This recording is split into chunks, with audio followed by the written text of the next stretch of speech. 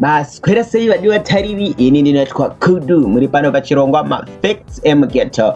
Nasi tinamukoma Barnabas vachange vachititaurira pamusoro pesadza nemabikiro aro naika. So sit back, relax and enjoy yourself. Mugoma Barnabas, tinokuchingamidzai pamafacts titaurirai pamusoro pesadza sezvo murimi vakuru vekuchiwana nekubikwa kwaro.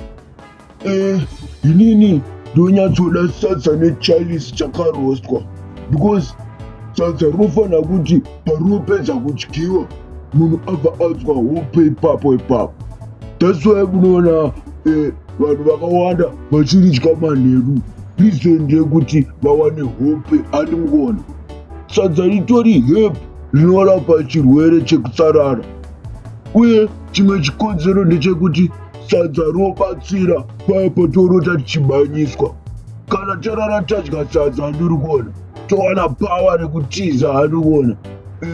Asi ukadya tunhu turi light ndopanozodzwa kuti mumwe wafira kuhope, handiri kuona, akamukira kumbudzi. So I say kuruzhinji reZimbabwe, sadza is not just a staple food, it is also a herb. Thank you.